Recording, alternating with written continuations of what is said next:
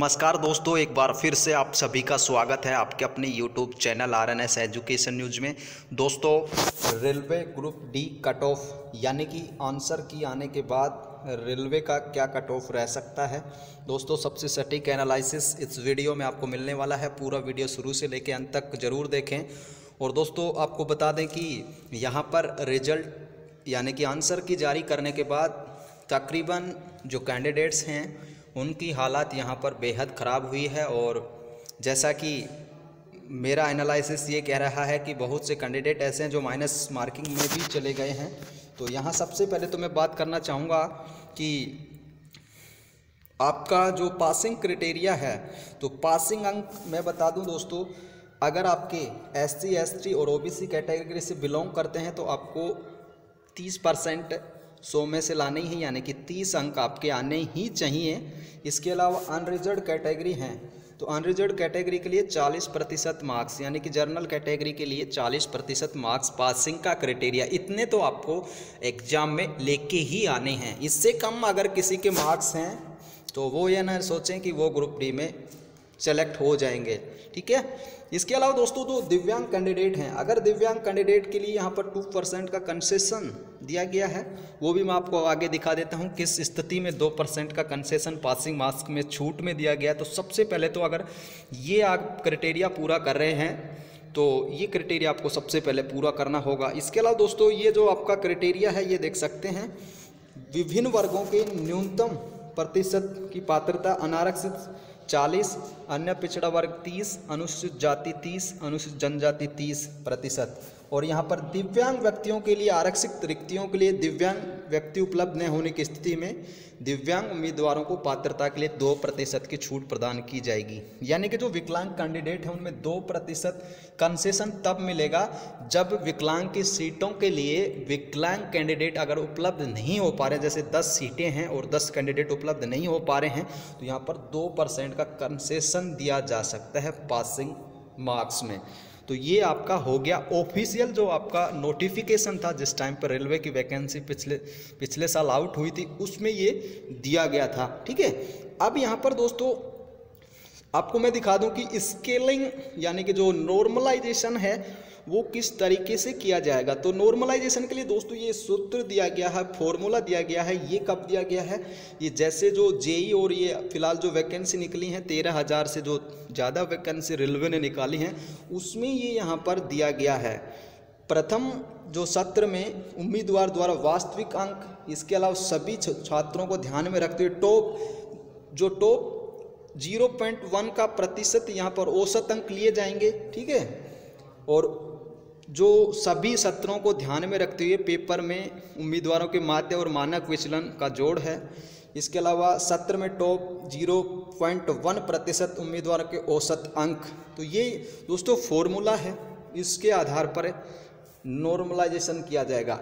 अब नॉर्मलाइजेशन के लिए दोस्तों यहाँ पर मैं आपको बता दूं कि नॉर्मलाइजेशन के लिए ये ज़रूरी है कि पेपर का जो लेवल है, जो पर डे की जो 3 पारियाँ थी, तीनों पारियों का अलग अलग लेवल यहाँ पर रेलवे लेगा और उसके आधार पर यह हुआ। अभी ये कह पाना मुश्किल है कि जैसे आपके 35 नंबर हैं तो आप ये कहीं सोचें कि मेरे 50 हो जाएंगे, तो ये कन्फर्म नहीं कह सकते कि आपके नॉर्मलाइजेशन से 50 अंक हो सकते हैं। हो सकता है जिस दिन की पारियों में, जैसे किसी का जैसे 15 अक्टूबर को पेपर था, ठीक है, और उसको अगर उस दिन अगर पूरे दिन का अगर नॉर्मलाइजेशन अगर रेलवे निकाले तो जैसे किसी को 5 अंक मिल गए, और अगर 16 अक्टूबर का जैसे पेपर था तो 7 अंक मिल गए। तो इस आधार पर पर डे के हिसाब से ये नॉर्मलाइजेशन की प्रक्रिया अपनाई जाएगी, ठीक है। अब दोस्तों, अब मेन मुद्दे की बात पर आते हैं। तो यहाँ पर मैं सभी जो जोन्स हैं, जितनी भी RRBs हैं, अगर उनमें आपके 60 से प्लस अंक हैं तो यहाँ पर निश्चिंत रहें किसी भी कैटेगरी से। इसके अलावा दोस्तों, जो मारामारी जो चल रही है वो कहाँ पे चल रही है? 40 से लेके 50 जो मार्क्स हैं या 35 से 50 मार्क्स हैं, उनके बीच सबसे ज़्यादा मारामारी चल रही है। जो सबसे ज़्यादा जो अभ्यर्थी उलझे पड़े हैं वो इन 35 से लेके 50% या 40 से 50% के बीच लगभग बच्चे यहाँ पर फंस रहे हैं, ठीक है। अब जिनके 30 और 40 अंक हैं उनका क्या होगा सामान्यीकरण के बाद, यानी कि नॉर्मलाइजेशन के बाद। तो दोस्तों यहाँ पर जिनके 30 से कम हैं वो भूल जाएं, ठीक है, कि क्योंकि ज़्यादा इफेक्ट पड़ेगा नहीं 30 वाले के, क्योंकि अगर जिनके 35 है अगर उनके 5 भी यहाँ पर बढ़ते हैं तो उनके मार्क्स हो जाएंगे 40। ये एक मैं उदाहरण के लिए बता रहा हूँ आप लोगों को, तो यहाँ पर उनको बेनिफिट ज़्यादा है। इसके अलावा दोस्तों अगर मैं फिजिकल की कट ऑफ की मैं बात करूँ तो यहाँ पर दोस्तों अगर आपके जिनके भी जो कैटेगरी हैं जिनके लिए 30% पासिंग रखा गया है, अगर उनके 30 से प्लस ज़्यादा नंबर हैं यानी कि 35 नंबर हैं या 40 नंबर हैं, वो नॉर्मलाइजेशन में उनको बेनिफिट मिल सकता है और वो फिजिकल के लिए बुलाए जा सकते हैं। 30 से कम जिनके मार्क्स हैं उनको यहाँ पर वो भूल जाएं, रेलवे ग्रुप डी को, उनका इतना इफेक्ट नहीं पड़ेगा। जिनके 30 से प्लस मार्क्स हैं यानी कि जो पासिंग का क्राइटेरिया उससे 2 या 5 नंबर ज़्यादा हैं, तो वो यहाँ पर दोस्तों सेफ जोन में हो सकते हैं। अब कुछ जोन ऐसे हैं दोस्तों, कुछ जोन ऐसे हैं जहाँ पर 35 नंबर पे भी यहाँ पर आपका फिजिकल के लिए कॉल किया जा सकता है। कुछ जोन ऐसे हैं, बाकी अगर आप चंडीगढ़ बोर्ड की बात करें या फिर इलाहाबाद बोर्ड की बात करें, जो बड़े बोर्ड हैं जहाँ पे अभ्यर्थियों की संख्या ज़्यादा है, तो वहाँ पर यहाँ पे चांस नहीं बनने वाले आप लोगों के।